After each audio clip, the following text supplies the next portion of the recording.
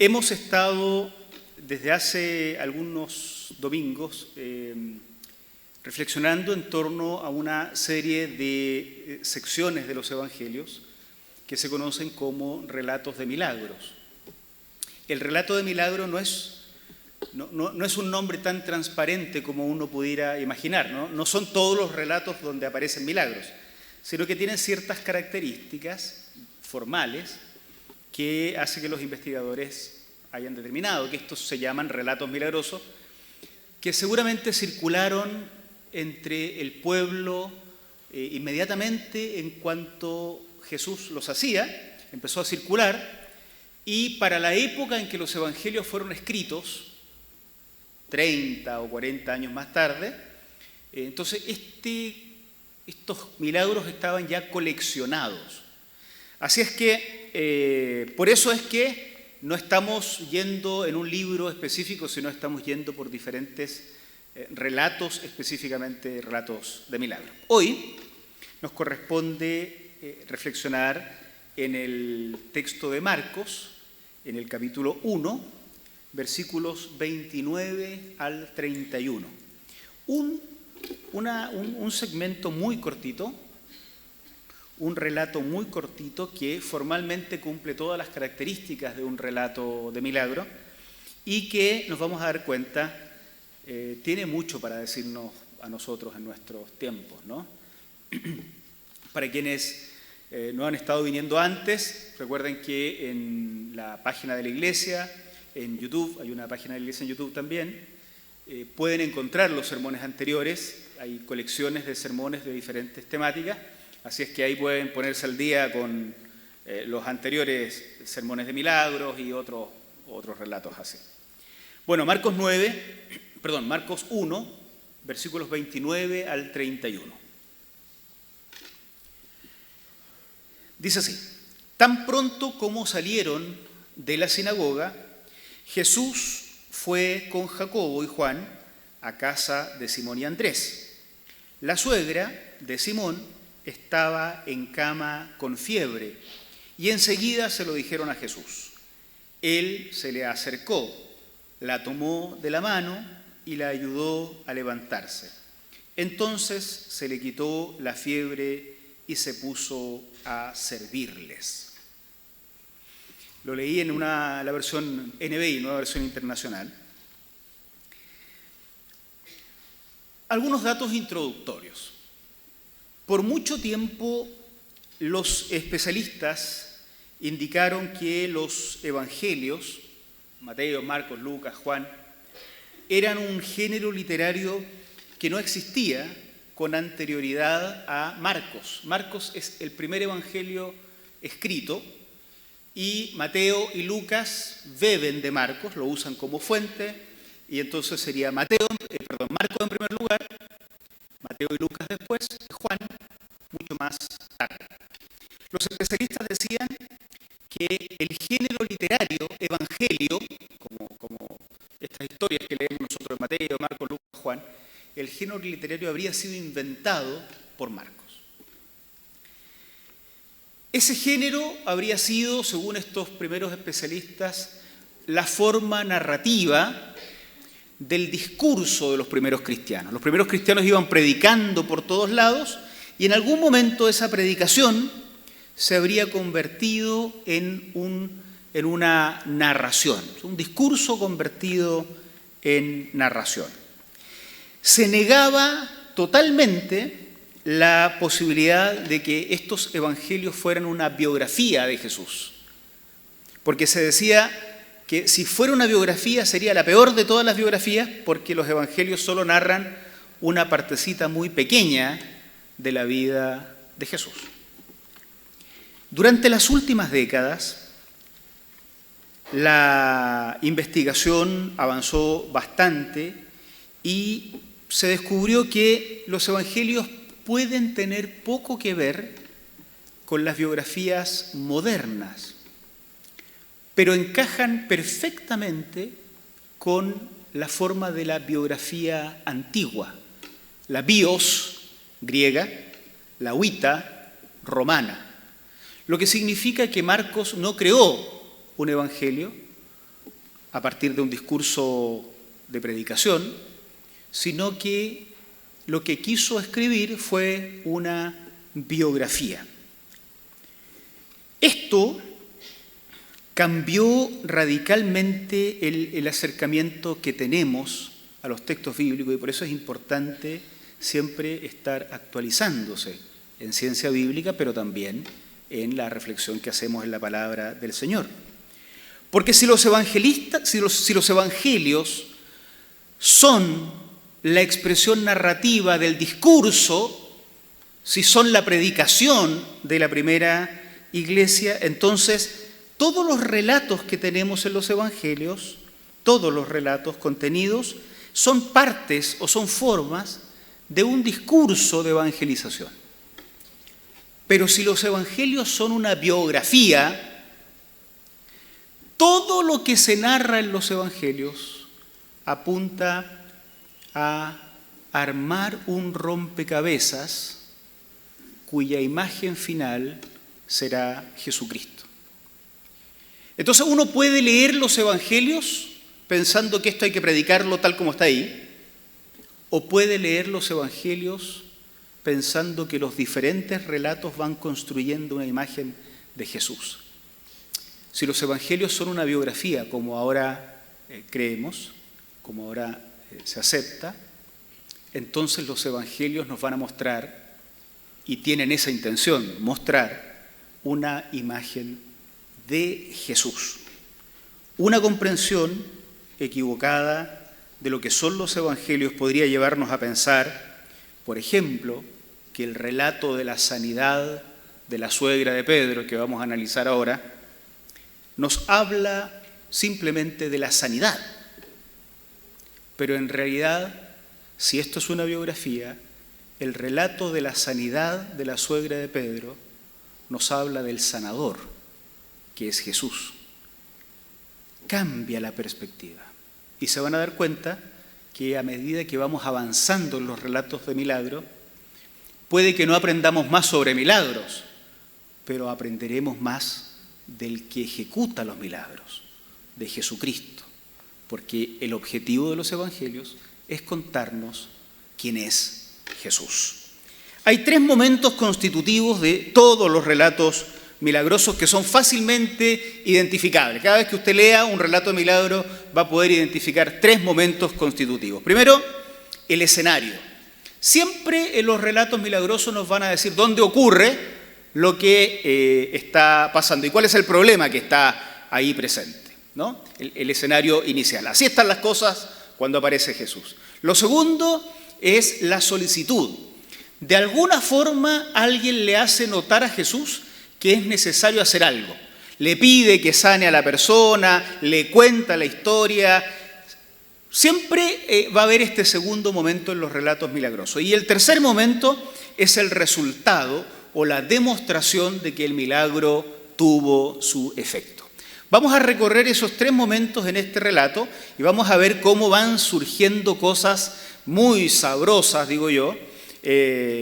No sé si la hora es adecuada para hablar de cosas sabrosas, nos va a dar hambre acá. Pero van a aparecer cosas muy sabrosas desde el punto de vista de la lectura bíblica para discutir acá. El escenario.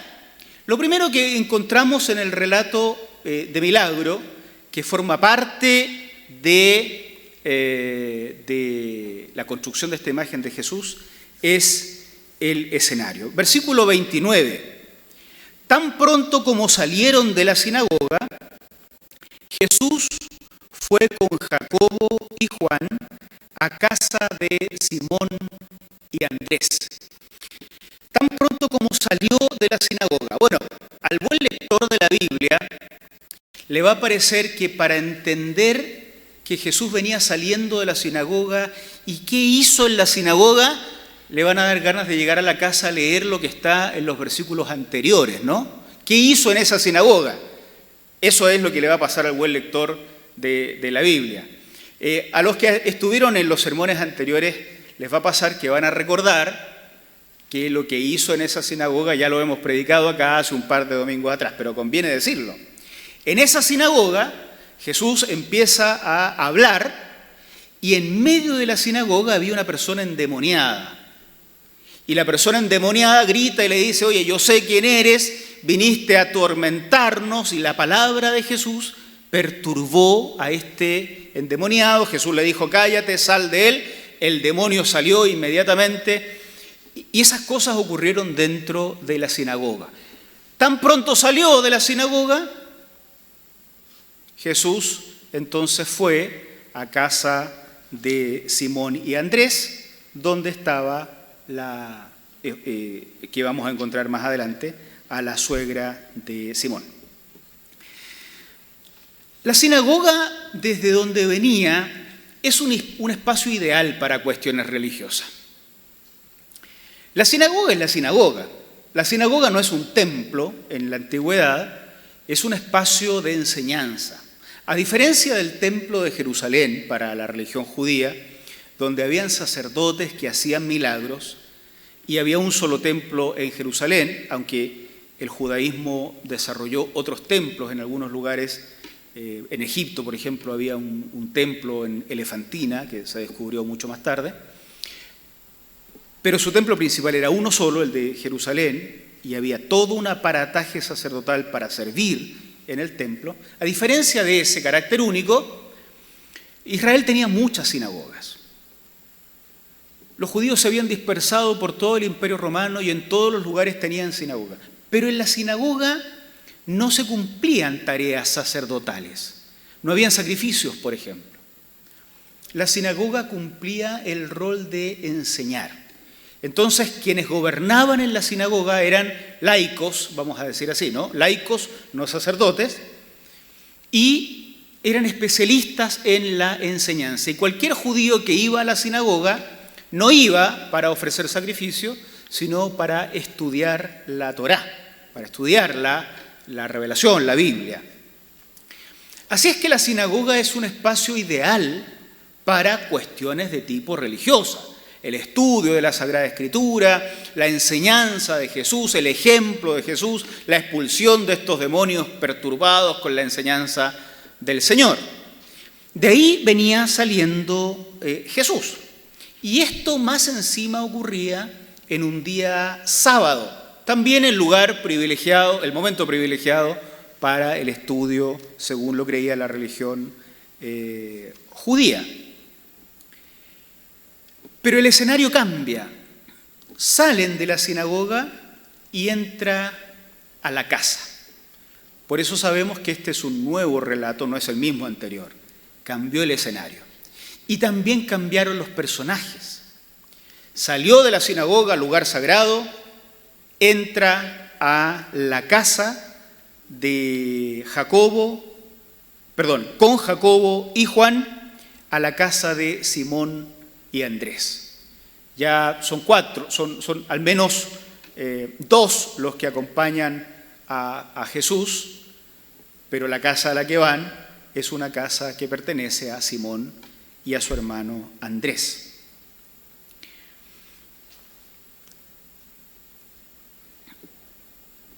El tema de que esta sea una casa donde habiten varias personas de familias distintas, porque los que ya terminamos de leer la historia sabemos que Pedro es casado y sin embargo está con su suegra en la casa que él comparte con su hermano.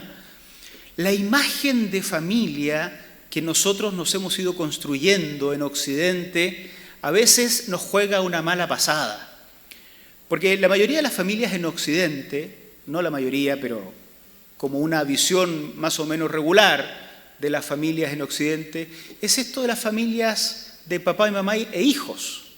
Rápidamente alguien se casa y se empieza a empujar para que el que está casado, ¿cómo es el dicho? El casado casa quiere, que tiene todas las buenas intenciones, pero la idea es como fuera, que se vaya, harina de otro costal o algo así. Hay un montón de dichos que en Chile usamos para decirle a los que se casan que vivan sus peleas fuera de la casa matriz, ¿no? Esa imagen no es de todo el planeta. Esa imagen no es en todos lados. En América Latina hay muchas sociedades y culturas donde se usa que en la casa matriz vivan los patriarcas, abuelo y abuela, y si viven todavía, luego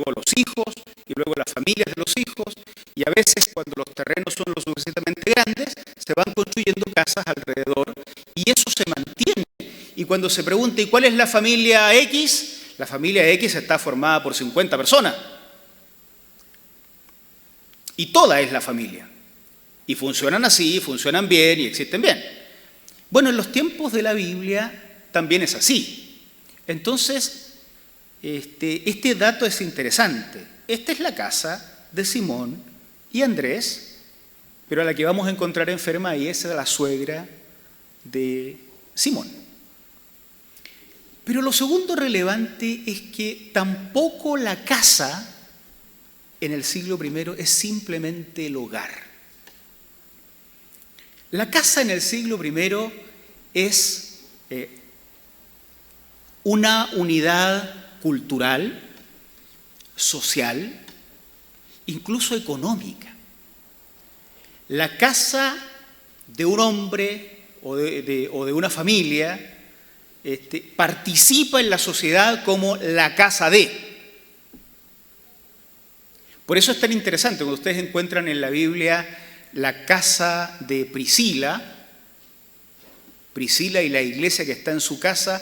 No es normal atribuirle el rol de jefa de una casa a la mujer. Normalmente esto está dirigido por el abuelo, el padre, el hermano, algún hombre que lo dirige todo, y la casa no es el hogar familiar. En la casa entonces participa toda una forma incluso económica. Esta casa participa del mercado con su propuesta económica. Es la casa en la ciudad que se dedica a cierta cuestión de agricultura o a la venta de algo o a la confección de algún tipo de muebles en particular. La casa es todo un clan que socialmente es muy activo, reconocido, que tiene honor propio y que participa en la sociedad con honor propio. Así es que la casa es mucho más que lo que nosotros imaginamos cuando decimos agarro mis pilches y me voy a mi casa. No es eso. La casa es toda la estructura social, cultural, más amplia que papá, mamá e hijos y que participa con reconocimiento en la sociedad. Por lo tanto, el escenario en el que nuestro milagro acontece es un escenario, primero, no sagrado. Salieron de la sinagoga, ya no están ahí. Es un escenario tampoco demasiado íntimo. La casa es más grande, la casa es más abierta que lo que nosotros imaginamos. La casa es una unidad que funciona en la sociedad en diferentes áreas. Si es que tienen esclavos, en esa época están los esclavos. Si los esclavos tienen hijos, los hijos participan de la casa, los trabajadores participan de la casa. Allí están. Ese es el escenario plenamente socialmente integrado en el que el milagro va a ocurrir. Ese es el escenario. El segundo elemento es la solicitud. Versículo 30. La suegra de Simón estaba en cama con fiebre y enseguida se lo dijeron a Jesús. A nosotros nos parecería un poco extraño, ¿no? Hoy uno sabe que la fiebre no es una enfermedad en sí misma, sino más bien un síntoma de una enfermedad mayor. Si alguien tiene fiebre, el médico seguramente va a buscar el origen de la fiebre, no solamente curarnos la fiebre. Seguro que nos van a bajar rápidamente la fiebre de alguna manera, pero va a intentar buscar el origen, pero uno no va a decir estoy enfermo de fiebre. Pero en la antigüedad la fiebre sí era considerada una enfermedad en sí misma. Entonces las personas sí estaban enfermas de fiebre, por ejemplo.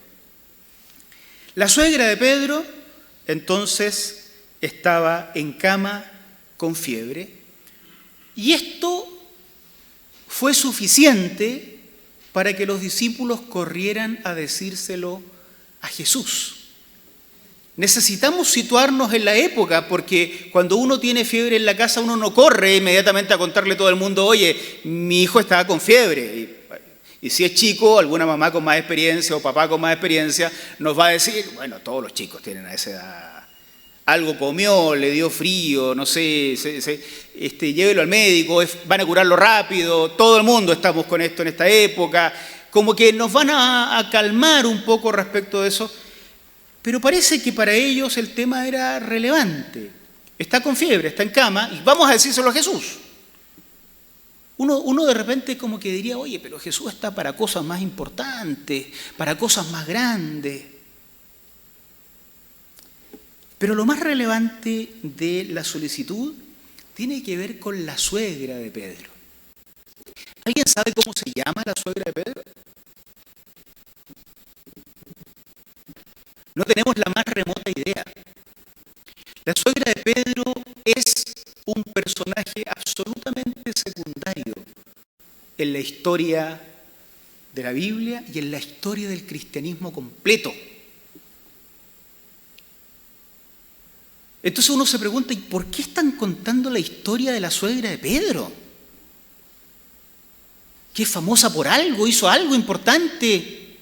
Es un personaje muy secundario en la narración. Pero precisamente eso es lo que parece que el narrador quería hacernos pensar. Quería despertarnos a la realidad de que no solo la sinagoga como lugar sagrado y gente importante es objeto de la visita de Jesús, sino también el mundo secular, digámoslo así, laico, la casa, y también las personas no famosas, las personas cuyos nombres no aparecen mencionados siquiera en la Biblia. La suegra de Pedro está enferma, está con fiebre. Los discípulos encuentran que eso hay que ir a decírselo a Jesús. Ya eso nos parece un poco extravagante, es una fiebre, es la suegra de Pedro, no conocemos ni su nombre.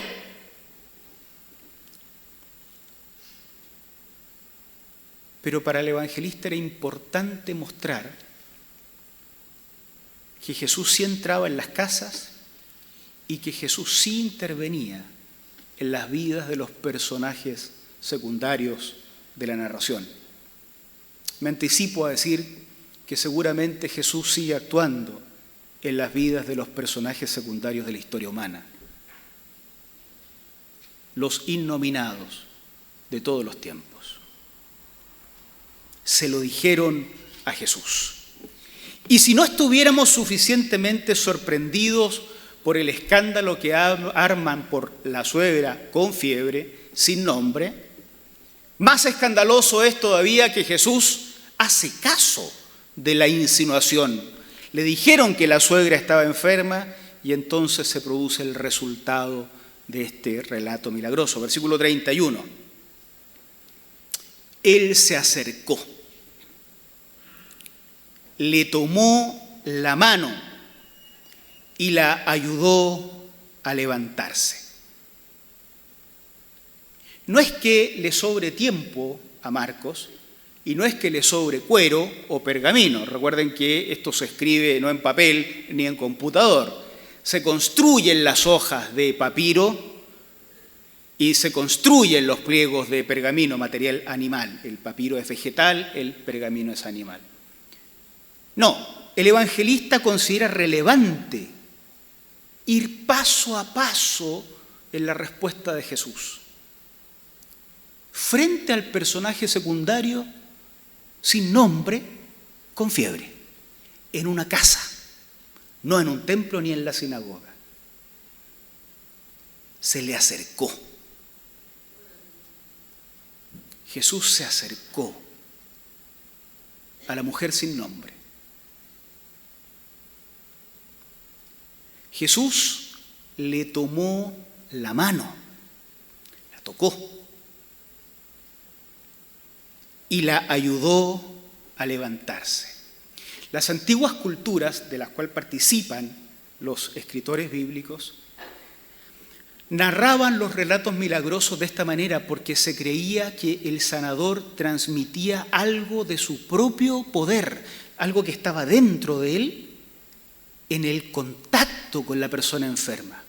Por ejemplo, a través de sus vestidos, llevar la ropa del sanador para que el enfermo tocara esta ropa y algo del poder del sanador o de la esencia del sanador se transmitiera a la persona enferma.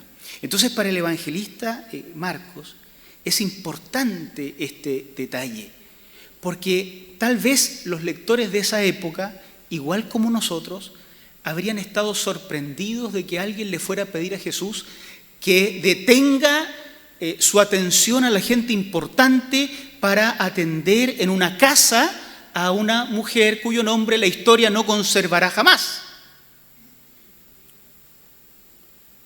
Y entonces quiere decir, porque Marcos está contando una biografía y le interesa que sus lectores futuros se creen una imagen de Jesús a partir de esto. Se acercó, le tomó la mano y la ayudó a levantarse.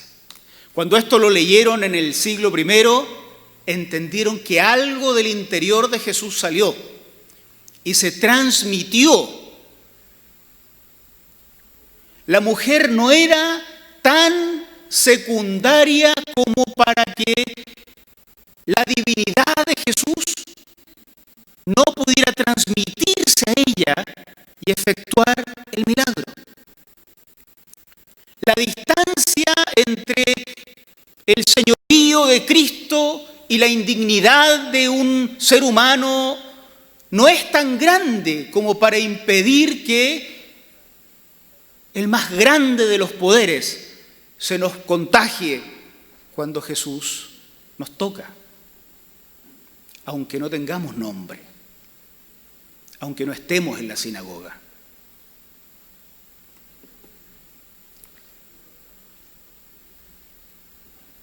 Y entonces la fiebre se le quitó. Si hay algo que una mujer hacía en el siglo I, y estos son elementos absolutamente culturales, es servir. Servir fundamentalmente las comidas, pero también servir, si es que la casa es una unidad económica, servir en las tareas que se le asignen dentro de este funcionamiento. Normalmente, por cómo funcionaba en el siglo I la sociedad, servían a los hombres para que los hombres sirvieran afuera.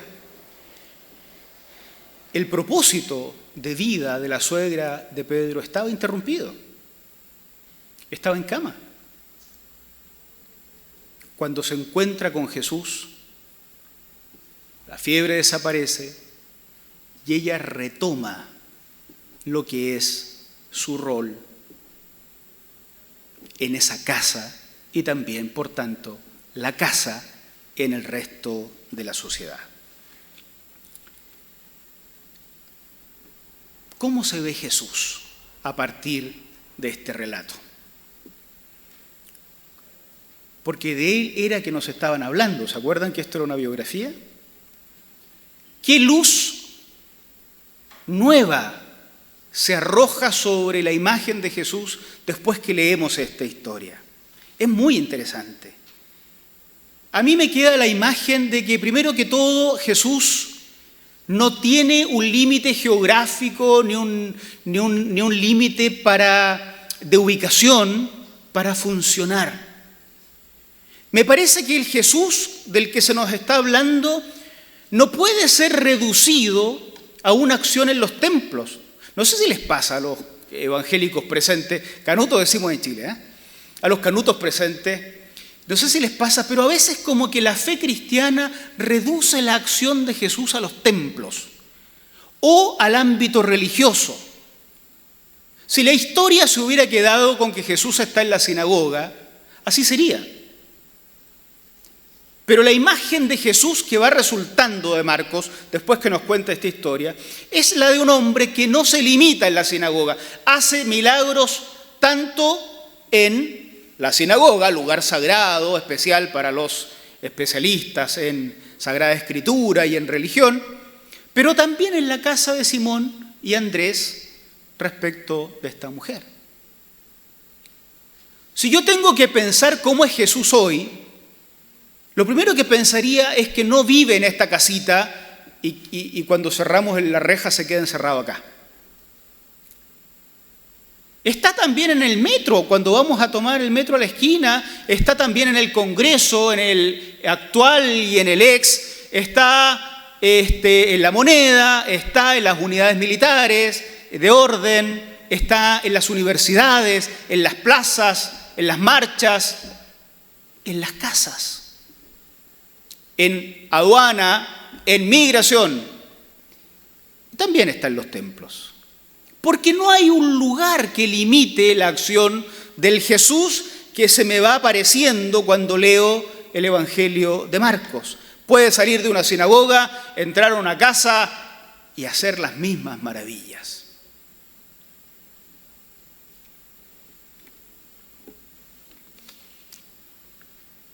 Otro aspecto de la imagen de Jesús que me queda, también me parece a mí relevante de compartir. No hay personajes secundarios en su historia. En la nuestra sí. En nuestras vidas hay hombres y mujeres relegadas a la invisibilidad. En nuestra sociedad hay hombres y mujeres relegados a la invisibilidad. Niños, viejos, hombres, mujeres, destinados a no tener nombre. Los personajes secundarios de la historia humana están ahí, que mueren por millones sin nombre. Los muertos de las guerras, por ejemplo. Pero los muertos de la pobreza.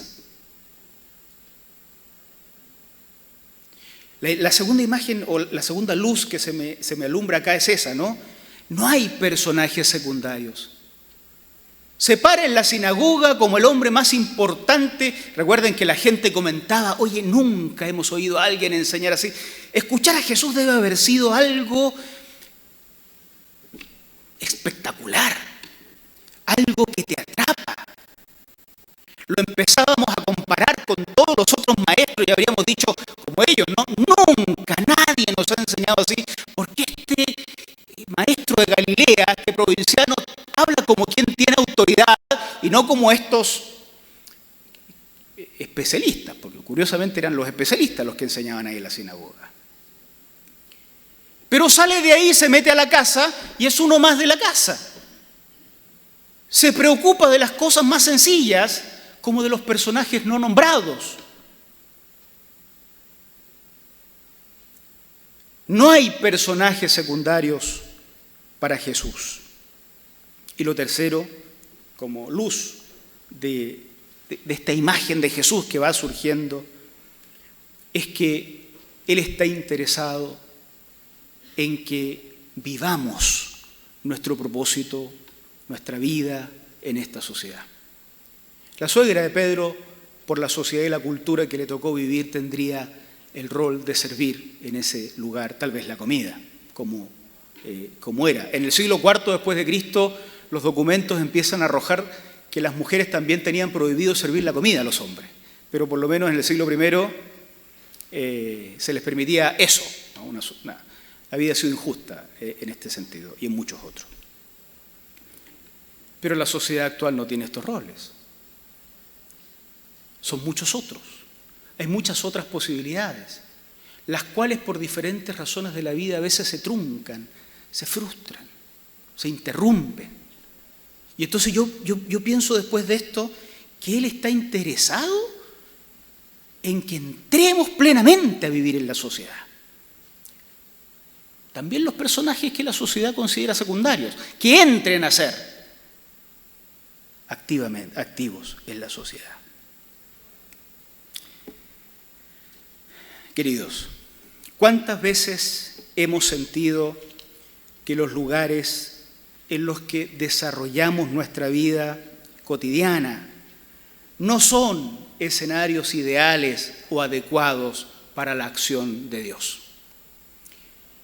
Trabajo en una bodega, trabajo en una oficina, en una universidad, en una clínica, en la universidad, en la calle, en casa. Voy a esperar llevarlo al culto para que se encuentre con Jesús, porque ¿qué va a ser adecuado una bodega, una clínica, una universidad, una biblioteca, la calle para el encuentro con el Señor.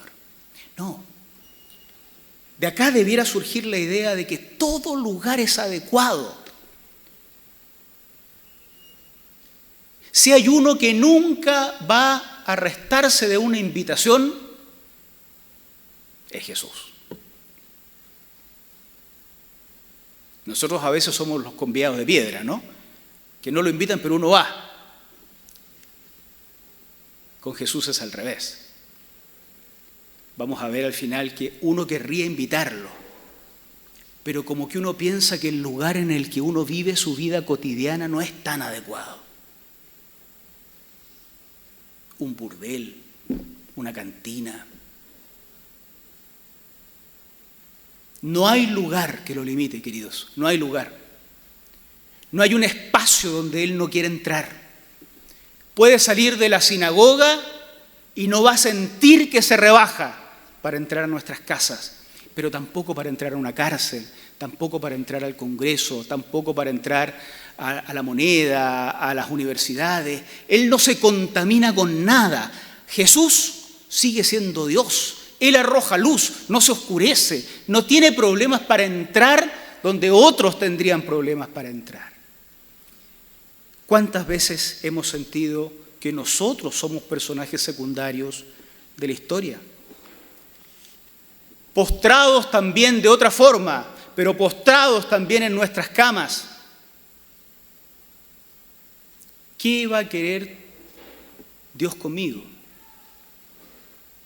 si soy tan pecador? ¿Qué vamos a ofrecerle a Dios al tío descarriado, al amigo descarriado? Le hemos hablado del Señor toda la vida y siempre rechaza y rechaza y rechaza. Personajes secundarios de la historia humana que siempre están ahí dando vueltas y uno de repente piensa eso, ¿no? ¿Qué va a querer Dios con ellos y qué van a querer ellos con Dios?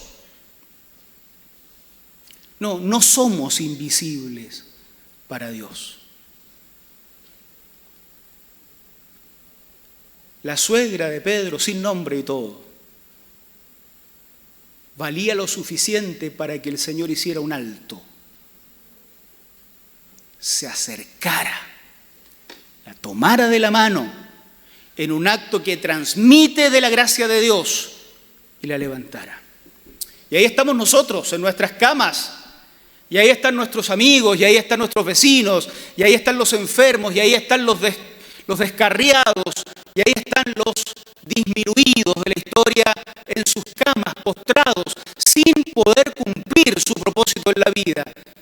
Y el Señor que quiere acercarse, porque no se va a contaminar, tomar la mano, levantarlos y restituirlos. Por último, la obra de Dios, la que Él hace en nosotros y puede hacer en todos, debe conducirnos al servicio. Uno tendría que preguntarse ahora, ¿qué estamos haciendo? Después que nos tomó de la mano y nos levantó, ¿qué estamos haciendo para servirlo? ¿Qué estamos haciendo para que la vida nueva que Él nos dio se ponga al servicio de esta humanidad, de esta sociedad, de estos hermanos y hermanas, amigos y amigas y parientes que todavía no se han encontrado con Jesús?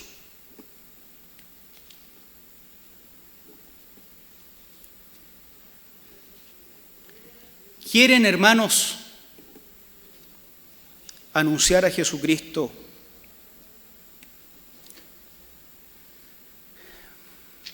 Vamos por todos lados y anunciemos esto: que no hay lugar donde Él no pueda entrar, que no hay un individuo que Él no esté dispuesto a ayudar, que no hay un individuo sin propósito al que Él no esté dispuesto a darle un verdadero propósito. Esto debe haber circulado, porque miren lo que dice el versículo 32.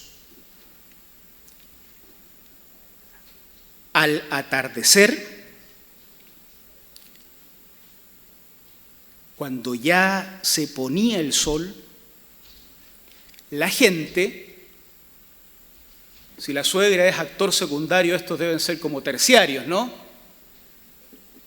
La gente, cuando ya no los pueden ver porque estaba oscureciendo, cuando terminaron sus largas jornadas de trabajo,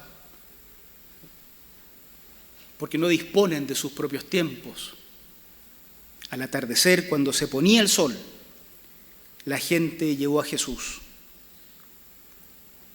Todos los enfermos y endemoniados, porque se corrió la voz de que no había un lugar donde Jesús no fuera, de que no había gente de segunda cuando se trataba del Señor, y de que todo el mundo, cuando se encontraba con Cristo, recuperaba su propósito en la vida. ¿Quieren anunciar a Cristo? Vamos a hacer eso. No vamos a hacer proselitismo. No le vamos a decir a la gente, venga y hágase socio acá y compre esto y compre lo otro, inscríbase aquí, inscríbase allá. Vamos a ir a contar por todos lados que el Cristo que se nos transmite en estas biografías antiguas no tiene límite de acción. Pero es que yo vivo en un lugar con tanto pecado. Ahí va a ir Jesús, tranquilo, ahí va a ir. Pero es que yo soy tan poca cosa. Sí, contigo entonces quiere hablar. Pero es que yo no sé para qué sirvo. Espérate un poquito, cuando te encuentres con Jesús, sí que vas a saber tu rol en esta vida. Que vengan a Jesús, todos. Que vengan a Jesús nuestros vecinos, que venga a Jesús nuestro Congreso, que venga a Jesús nuestras policías, que vengan a Jesús nuestros universitarios, que venga a Jesús el mundo de la ciencia, que vengan a Jesús los obreros, que vengan los ricos, que vengan los pobres, que vengan los hombres, las mujeres, que vengan los niños y que vengan los viejos. Que vengan siempre, incluso al ponerse el sol. Que vengan avergonzados, buscando que nadie los vea, no importa. Siempre va a ser posible encontrarse con Jesús. Si esta es la imagen de Jesús que surge del Evangelio de Marcos y de estos relatos milagrosos, queridos, anunciemos esto, porque lo que va a pasar cuando anunciemos a Jesús es que las multitudes sin nombre van a querer recuperar su vida en la sociedad y para eso se van a encontrar con Jesús que los va a restaurar. Que el Señor nos bendiga, iglesia querida. Que el Señor nos bendiga para anunciar a Cristo, anunciar a Jesús, porque Él puede hacer todas estas cosas y porque esto es lo que todos aquí y en otros lados necesitamos. Gloria al Señor. Oramos a Dios. Pónganse ustedes de pie, por favor. Señor, muchas gracias por permitirnos leer tantos siglos más tarde las antiguas historias que siguen mostrando una imagen sorprendente de Jesucristo. Hoy, igual que antes, necesitamos el encuentro con ese Cristo. Porque a veces hemos sido todos nosotros, la suegra de Pedro, personajes invisibles. Otras veces estamos rodeados de invisibles. Queremos contarte que nuestros parientes no te han conocido. Queremos contarte, así como ellos te contaron, Señor, que había fiebre en esa mujer y te interesó. Queremos contarte que hoy también están en sus camas, postrados, imposibilitados de vivir sus vidas plenas. Muchos marginados de nuestra sociedad, muchas familias destruidas, muchos jóvenes sin rumbo, muchos hombres y mujeres humillados. Hay muchas suegras de Pedro, Señor, en nuestro alrededor. Queremos contarte porque a ti esto te interesa. Y queremos, Señor, ser agentes de bendición, como estos que te llevaron a la casa de esta mujer, donde tú hiciste lo tuyo. Te acercaste, tomaste su mano y restituiste su vida. Ayúdanos, Señor, porque hoy muchos, tal vez aquí en esta sala, o en el Zoom, o en YouTube, o en algún lugar donde nos estén escuchando, y de seguro en esta gran ciudad, hoy también muchos necesitan que te acerques, Señor, porque no tenemos la fuerza para acercarnos nosotros. Acércate tú, toma nuestras manos, levántanos y restitúyenos para vivir vidas plenas en esta sociedad donde a tantos esto no les interesa. Señor, ayúdanos a ser como iglesia agentes que anuncien que estás en el pueblo, que anuncien que estás en casa. Gracias, Señor. Recibe la gloria y la honra. En el nombre de Jesucristo. Amén.